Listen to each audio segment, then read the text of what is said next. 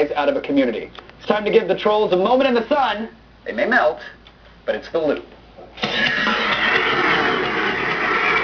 I can't show any video footage, for fear of infringing on copyright. To help us make sense of it all, the writer even of the story, though what I'm The doing World is of Web legal, Trolling appears in the I'm current using issue material of New York Times Magazine. Matt Schwartz is here. Welcome, Matt. How are you?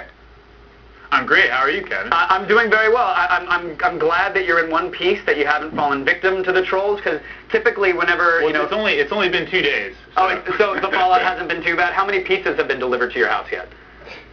None. Okay, None. Good. Normally when mainstream media gloms onto any story involving trolls, there's always a backlash, and I'm wondering, were you familiar with that before you started this? Were you just a casual observer to trolls, or were you a victim? What inspired you to actually write this article? I think the first time I became familiar with the new troll culture was shortly after the Megan Meyer MySpace suicide case. Lori Drew, the alleged perpetrator, her information was posted online, and then I called what was supposedly her cell phone and heard this gleeful voice yelling or sort of shrieking like, "I did it for the lulz! I did it for the lulz!" And then I Googled lulz and fell down the rabbit hole of Encyclopedia Dramatica and 4chan, and wound up here today. 4chan. And now your bookmarks page could make any mother cry, essentially. You've got a collection of the darkest corners of the internet. I mean, what did you learn about this subculture? I mean, is it fair to call it the lulz subculture, and what did you learn? I mean, it's always hard when you're lumping a bunch of people together. But yeah, I think there's this thing called lulz, and then there's this board 4chan, and then there's a part of 4chan called B, and then some people on B made this group anonymous, and they're distinct things, but they're definitely related and adjacent, and many of the members know each other and cross over between the groups. But it's not just this one subsection of a board or culture. I mean, there are trolls in every community and on every site on the internet, right? I mean, it seems like every place has their own subset of trolls. Oh yeah, absolutely. Broadly defined, a troll is just someone who likes to mess with people for the sake of messing with them. One of the subjects of my story, a young man who goes by the handle Weave, said that Zeno of Elia, Socrates, and Jesus were the original trolls. And I don't completely agree with him, but I do think there's something to that. Like, just the pleasure of messing with other folks is as old as humankind itself. Well, who are these people behind the nicknames, Matt? Did you find out? Are they young? Are they old? Do they have a lot of money? Because I think most people imagine that the typical internet troll is some caps lock wielding 12 to 17-year-old male. How many hit points does a troll have? What have we learned about these people? I think they're a surprisingly diverse group. There are men, there are women. Some of them are fairly wealthy. Jason Fortuny, one of my main subjects, he's in his early 30s.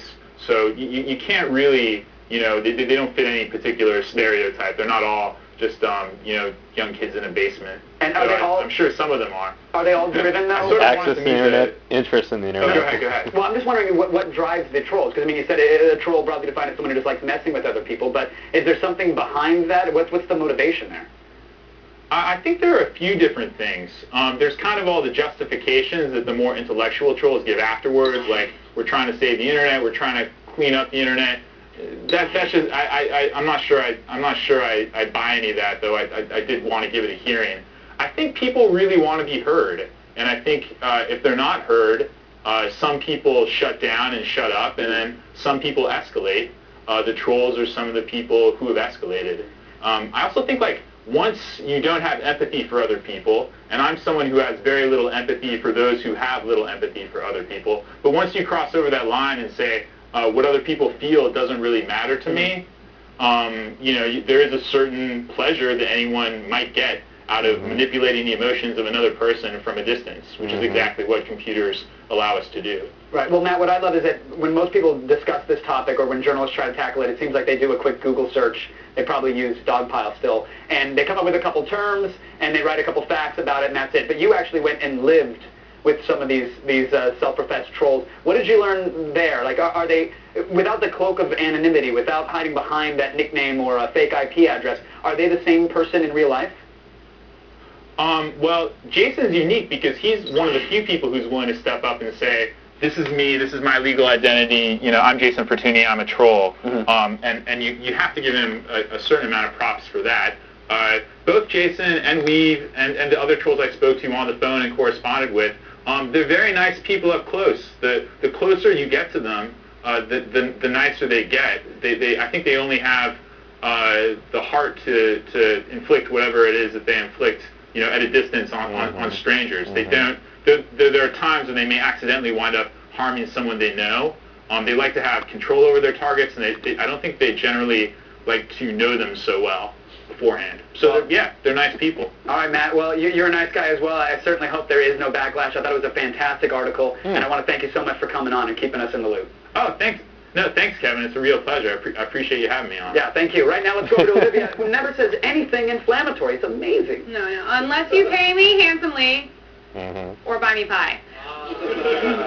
Banana cream's my favorite. But it's time to move away from trolls, even though we love him, and find out what's going on in the world of robots. What do puppets, flying bugs, and human arms all have in common? It's always well, they have all been replaced so many by people machines. think Take a look. that I hate Olivia Munn or I don't like her, and it's if I didn't like the show, if I didn't like her, why would I continue to watch? Robots are becoming more advanced and human-like. But here's I really one enjoy that Olivia just Munn. wants She's to very be entertaining. hugged. She's funny. Meet And Hart, a robotic puppet that responds to movement from a and similar touch. background as her. I really appreciate This little guy is the job collaboration she's between the doing. UK's I feel Engineering and bad Physical that she has Science to Research objectify Center herself, and the or that University she of the West End of basically England, is- where they plan to create she's not putting emotional forward the robots best that can face learn she to could express in and interpret Hollywood. human And that's what can emotions. help her It's equipped with motion and job-wise, tactile I think. sensors and She needs responds be to more human active. interaction.